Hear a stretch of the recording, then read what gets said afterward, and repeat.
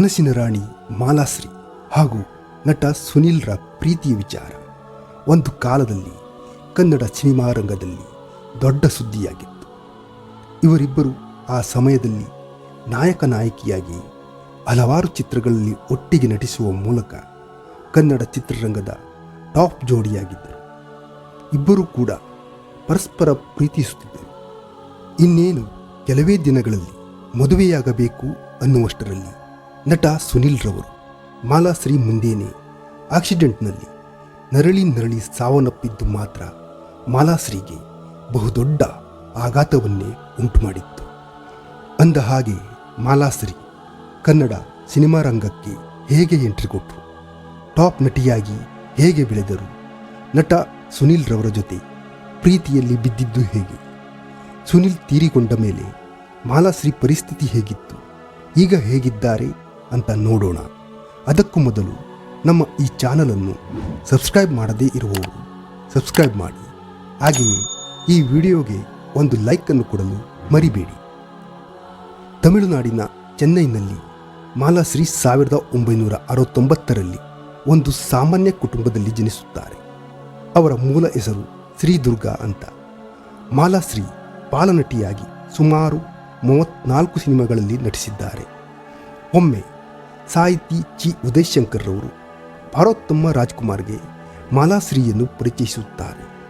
ಅದಾಗಲೇ ಪಾರ್ವತಮ್ಮನವರು ತಮ್ಮ ಮುಂದಿನ ಸಿನಿಮಾಕ್ಕೆ ಒಬ್ಬ ಹೊಸ ನಟಿಯ ಹುಡುಕಾಟದಲ್ಲಿದ್ದರು. ಮಾಲಾಶ್ರೀಯನ್ನು ಕಂಡು ಅವರಿಗೆ ತುಂಬ ಇಷ್ಟವಾಗಿಬಿಡುತ್ತೆ. ರಾಘವೇಂದ್ರ ರಾಜ್ಕುಮಾರ್ ನಟನೆಯ ನಂಜುಂಡಿ ಕಲ್ಯಾಣ ಸಿನಿಮಾಕ್ಕೆ ನಾಯಕಿಯಾಗಿ ಮಾಲಾಶ್ರೀಯವರನ್ನು ಆಯ್ಕೆ ಮಾಡ್ತಾರೆ. ಇದಕ್ಕೂ ಮೊದಲು ರಾಘವೇಂದ್ರ ರಾಜ್ಕುಮಾರ್ ರವರು ಚಿರಂಜೀವಿ ಸುಧಾಕರ್ ಎಂಬ ಸಿನಿಮಾದಲ್ಲಿ ನಟಿಸಿದರು. ಆದರೆ ಆ ಚಿತ್ರ ಯಶಸ್ಸು ಗಳಿಸಿರಲಿಲ್ಲ. 1989ರಲ್ಲಿ ನಂಜುಂಡಿ ಕಲ್ಯಾಣ ಸಿನಿಮಾ ಬಿಡುಗಡೆಯಾಗಿ ಬ್ಲಾಕ್ ಬಸ್ಟರ್ ಎನಿಸಿತು. ಸತತ 1 ವರ್ಷಕ್ಕೂ ಹೆಚ್ಚು ಕಾಲ ಈ ಸಿನಿಮಾ ಪ್ರದರ್ಶನವಾಗುತ್ತೆ.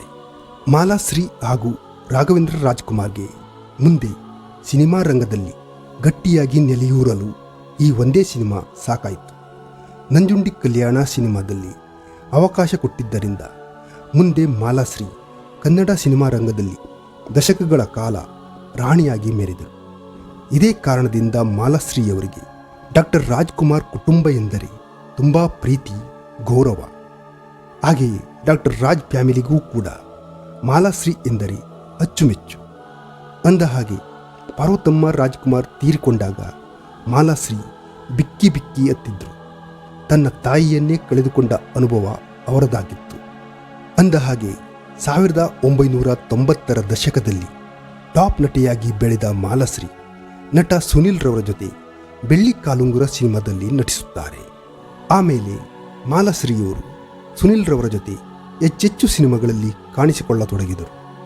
ಇಲ್ಲಿ ಮಾಲಾಶ್ರೀ ಹಾಗೂ ಸುನಿಲ್ರವರ ಮಧ್ಯೆ ಪ್ರೀತಿ ಚಿಗುರೊಡೆದು ಅದು ಹೆಮ್ಮರವಾಗಿ ಬೆಳೆದಿತ್ತು. ಆ ಕಾಲದಲ್ಲಿ ವರ್ಷಕ್ಕೆ ಮಾಲಾಶ್ರೀಯವರ 8ರಿಂದ 10 ಸಿನಿಮಾಗಳು ಬಿಡುಗಡೆಯಾಗುತ್ತಿದ್ದವು. ಇನ್ನು ಸುನಿಲ್ ಹಾಗೂ ಮಾಲಾಶ್ರೀಯವರ ಪ್ರೀತಿಯ ವಿಚಾರ ಇಡೀ ಗಾಂಧಿನಗರಕ್ಕೆ ತಿಳಿದಿತ್ತು. ಮುಂದೆ 1994ರಲ್ಲಿ ಮಾಲಾಶ್ರೀ ಹಾಗೂ ಸುನಿಲ್ ಮದುವೆಯ ನಿರ್ಧಾರಕ್ಕೆ ಬರ್ತಾರೆ. ಅದಕ್ಕೆ ಬೇಕಾದಂತಹ ತಯಾರಿ ಕೂಡ ಮಾಡಿಕೊಂಡಿದ್ದರು. ಒಮ್ಮೆ ಚಿಕ್ಕೋಡಿಯಲ್ಲಿ ಒಂದು ಕಾರ್ಯಕ್ರಮವನ್ನು ಮುಗಿಸಿ ಮಾಲಾಶ್ರೀ ಹಾಗೂ ಸುನಿಲ್ ಕಾರಿನಲ್ಲಿ ಬರುತ್ತಿರುವಾಗ ಅವರ ಕಾರಿಗೆ ಟ್ರಕ್ ಒಂದು ಡಿಕ್ಕಿಯಾಗಿ ಇಬ್ಬರೂ ಗಂಭೀರವಾಗಿ ಗಾಯಗೊಂಡಿದ್ದರು. ಸಂಪೂರ್ಣ ನಜ್ಜುಗುಜ್ಜಾದ ಕಾರಿನಲ್ಲಿ ನಟ ಸುನಿಲ್ರವರು ಮಾಲಾಶ್ರೀ ಮುಂದೇನೆ ಸಾವನ್ನಪ್ಪುತ್ತಾರೆ. ಪ್ರಾಣಕ್ಕಿಂತ ಹೆಚ್ಚು ಪ್ರೀತಿಸುತ್ತಿದ್ದ ಸುನಿಲ್ರನ್ನು ಕಳಕೊಂಡ ಮಾಲಾಶ್ರೀಗೆ ದೊಡ್ಡ ಆಘಾತವಾಗಿ ಬಿಡುತ್ತೆ. ಈ ದುರಂತದಲ್ಲಿ ಬದುಕಿ ಉಳಿದ ಮಾಲಾಶ್ರೀ ಕೆಲ ವರ್ಷ ಸಿನಿಮಾ ರಂಗದಿಂದ ದೂರ ಉಳಿದು ಬಿಡುತ್ತಾರೆ. ಆಮೇಲೆ ಕನ್ನಡ ಚಿತ್ರರಂಗದ ಕೋಟಿ ನಿರ್ಮಾಪಕರೆಂದೇ ಖ್ಯಾತಿಯಾದ ಕೋಟಿ ರಾಮು ಅವರು ಮಾಲಾಶ್ರೀ ಅವರನ್ನು ಮದುವೆಯಾಗುತ್ತಾರೆ. ರಾಮು ಅವರು ಕೂಡ ಮಾಲಾಶ್ರೀ ಅವರನ್ನು ಪ್ರೀತಿಸುತ್ತಿದ್ದರು. ಈ ವಿಚಾರವನ್ನು ಮಾಲಾಶ್ರೀ ಬಳಿ ಪ್ರಸ್ತಾಪ ಮಾಡಿ ನಂತರ ಮದುವೆಯಾಗಿದ್ದರು. ಹೀಗೆ ಇಬ್ಬರು ಮಕ್ಕಳಿದ್ದಾರೆ. ಆದರೆ ನಿರ್ಮಾಪಕ ರಾಮುರವರು ಕೊರೋನಾ ಸಂದರ್ಭದಲ್ಲಿ ಸಾವನ್ನಪ್ಪಿದ್ದು ಮಾಲಾಶ್ರೀಗೆ ಗಾಯದ ಮೇಲೆ ಬರೆ ಎಳೆದಂತಾಗಿತ್ತು.